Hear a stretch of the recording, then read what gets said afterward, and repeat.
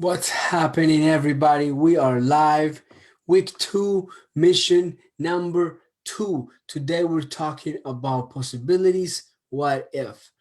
I think this is a little trick that has helped me so much personally, and then the science behind it is very grounded.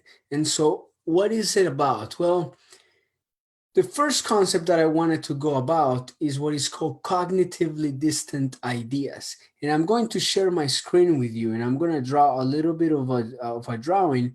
What is a cognitively distant idea? A cognitively distant idea is that if you're in this mountain, right, and you're standing right here, your visual field can only get you right there, right? And so a cognitively distant idea is to actually think about something that is out here, right? And so how do we do that? That is so difficult.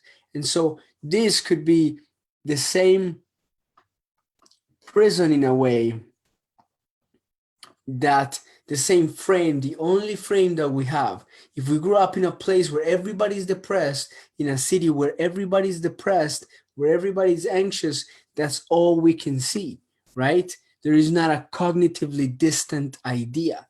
We're not seeing past what we could be, right? As Condoleezza Rice said, that she didn't have a mentor, she didn't have a black woman in front of her that was in such a high level position at the White House. And so what do you do? What do you do when you don't have any role models or anything to follow? And so this is where cognitively distance idea come about. How do you actually think outside the box, right? How do you do that? And so what I want to talk to you guys about is that the same prison, if you think about it, is like an elephant, right? A little baby elephant, um, a little baby elephant right here,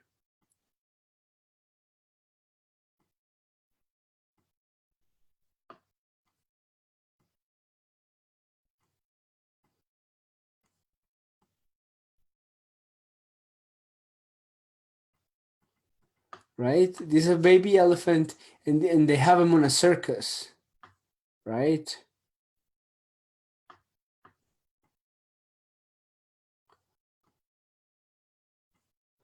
And so this is on a circus, right?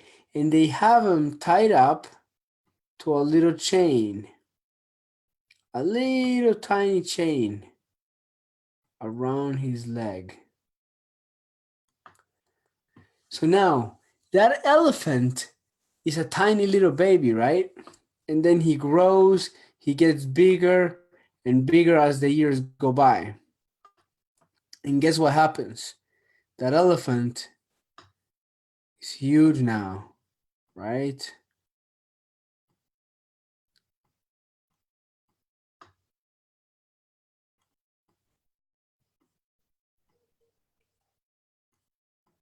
He's huge now.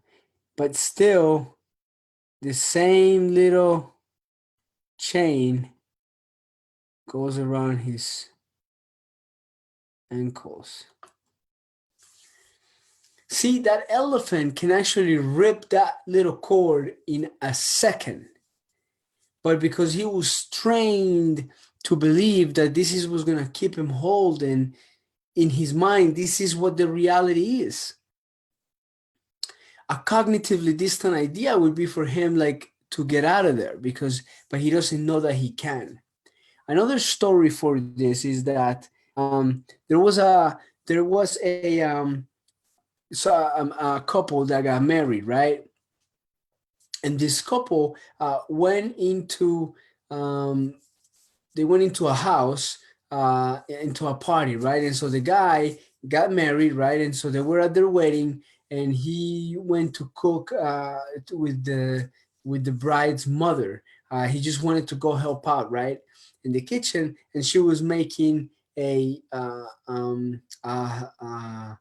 bread, um, a salmon bread, like a big piece of bread, and so she cut the two ends of it, and he said, "Hey, you know, Lucy, why are you cutting the two ends?" She said, "Well, that's how you make it, you know." And so she cut the two ends, she put it in the oven, boom, there he goes. And he's like, I thought that was weird, but whatever, there is worse things in life. So a couple months go by, they go to grandma's house, right?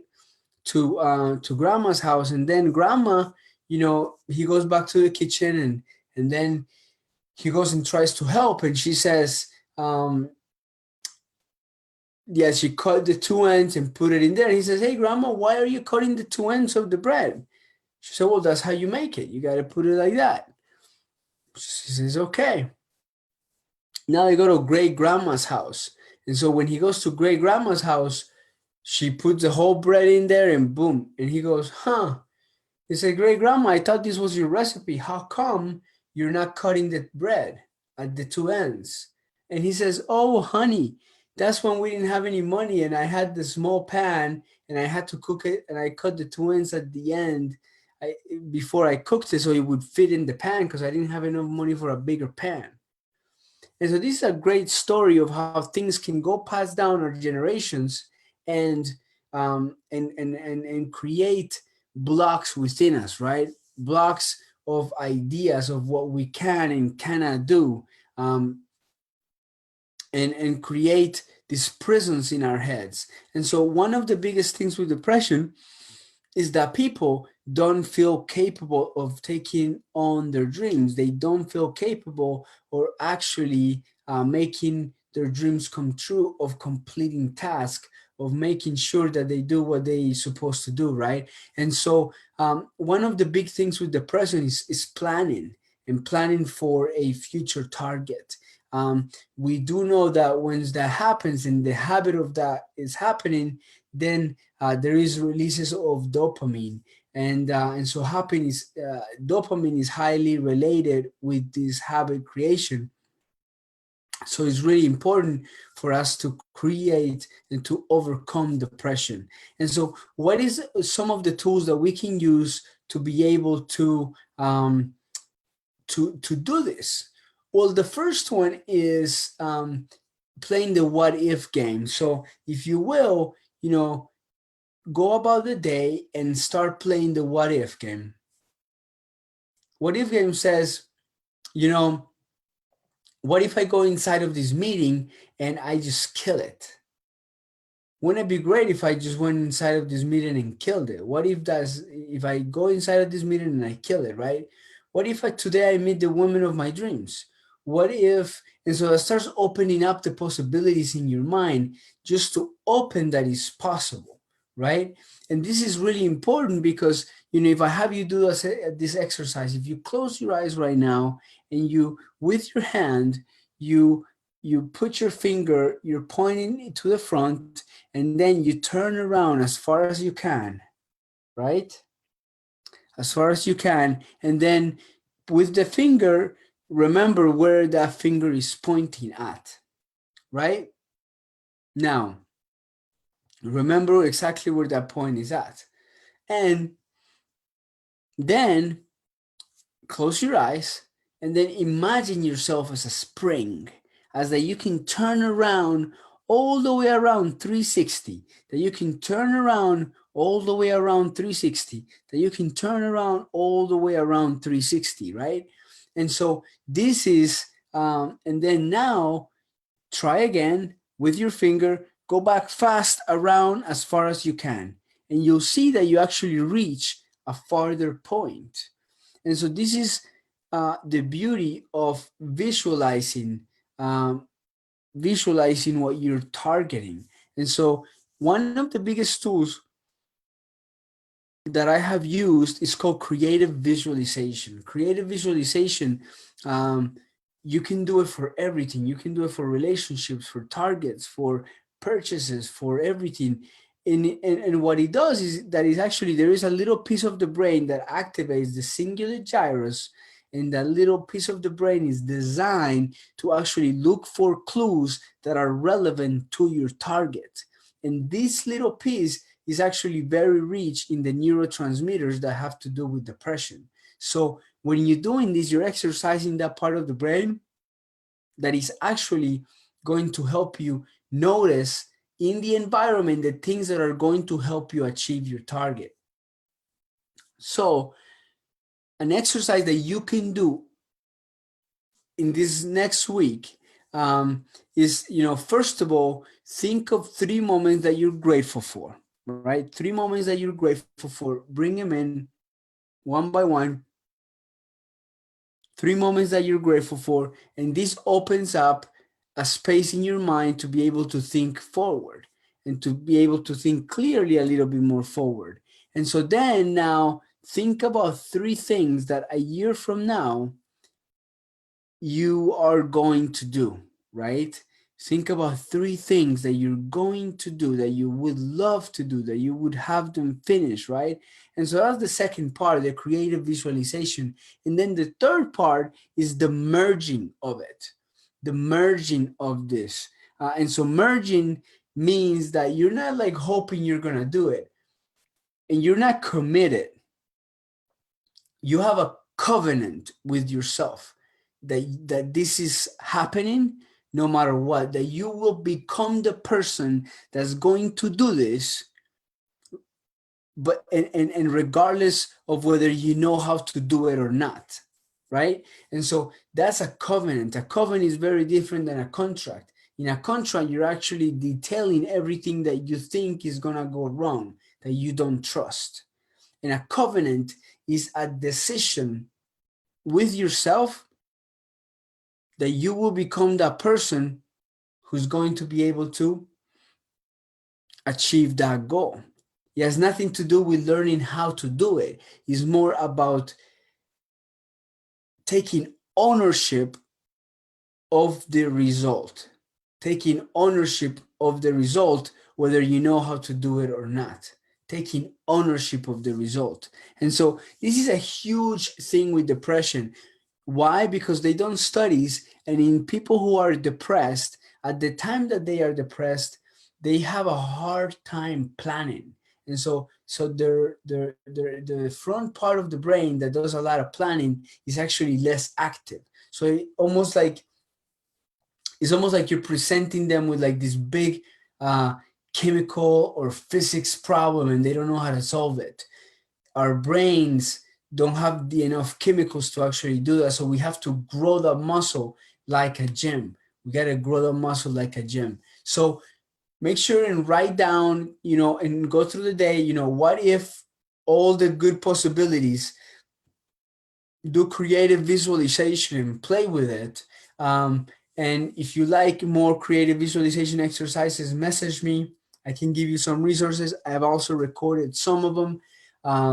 And so then imagine the merging. One of the good examples, this is crazy, but our brain works like this. Right here where I'm at in the Ko'akala farm in Hawaii, it wasn't easy for us to get this farm. As a matter of fact, it was really difficult. I just moved to Hawaii with my family, and we looked for homes. I had this remote dream of having a farm, a coffee farm someday, right? And to my surprise, the first time that I came here to Hawaii, I realized that this was like a coffee town, that there was a coffee town up in the mountains. And so, but we've been looking for homes like for like 4 weeks already, right? And we could not find the home that we liked. We could not find the home that we like. At that time, credit wasn't good enough. I mean, it was crazy, right? But we're still looking for a house. And then one day, our realtor took us to see like all these houses in all these neighborhoods that we didn't like at all, houses that we didn't like at all. And she's like, trust me, just trust me. Let's go over here, right? And I was so busy at that time. And as soon as I was done with this like day, I was like done with it. None of the houses were like anything of the specifications that we wanted, anything of like the neighborhoods, the specifications that we wanted. And so I was just like done with it. So we were talking to my fiance at the time, and And I said, you know what? Like, this is crazy. We're wasting our time. Let's focus. Like, what do we really want? What if we could actually like pull off getting a farm, getting a coffee farm? What if? And so then we made the decision and we said, you know what? That's it. And decision, as you probably heard before, comes from the word incision, to cut away any possibilities. So we told the realtor, do not show me any more homes, only farms. We're going for a farm, no matter what. Like within a week, she says, hey, this thing is about to go in the market. Let's go take a look at it, right? So we came to see it and we loved the place. It was above our budget. And I remember I used to drive up here after seeing it. I used to come up here, drive on my Jeep, drive down the driveway and sit in a property next by. And I just imagined that like this was my place. And I was just like, and I just took in the place as this was my place. And so then merging with it, it's not about achieving it anymore. It's like, I am the man who pulled this off and I'm enjoying it now. Because the crazy thing is that we don't have to wait until we get those things. We have those feelings available to us today. Whatever the goal is, that's not what's going to give us the happiness. What's going to give us the happiness is knowing that we've become the person who can pull that off. And we have availability of the feelings that we're going to feel when we achieve those things today. And so then I remember that one of the days, some girl was walking up, right, through the bushes, because I was just sitting out there in the car. And she walked up and we started talking. And she was this girl from Costa Rica, and she traveled all over the world. And she's like, yeah, I live here. I'm taking care of this next land. And it was like I met my first neighbor. And then she was telling me, and like, what are you doing here? I was like, well, we're kind of in the process of buying the farm next door. And she's like, oh, great. You know, you're my first neighbor. Awesome. And so I realized that that's the beauty of merging. Like, it starts happening. And it wasn't easy. The whole deal wasn't easy, but somehow we pulled it through. Everything went through, and we love this farm now. But it wasn't possible until like you pull and you really think outside the box and like, hey, what would be crazy that I really would love? And crazy enough, it can happen sooner than what we think. And so remember, cognitively distant ideas we can get by thinking outside the box. It can happen by a really bad day, you know, a day that we're disgusted, a day that we've had enough, a day that we make decisions, that we decide. And so then we decide to completely, you know, slash the tires in our old car and say like, I'm not driving this anymore. Or, you know, I'm not going to smoke anymore. I've had it, right? Like it takes those days of decision. And then you start creating the future. Another way to create cognitively distant ideas and to get ideas is to actually meet people from other industries, meet outside your comfort zone, meet people, because once you hear their ideas, the way they're thinking, boom, it's gonna pop up some ideas on your head. Traveling is a great way too of getting cognitively distant ideas. It is proven that if somebody tries 3 new things in a week, they're actually a lot more likely, like 30% more likely to lose weight. And so it's really important to try different things to start working that part of the brain. All right, everybody, that's it for today. Love you all. I hope you guys are having an amazing day and take it easy.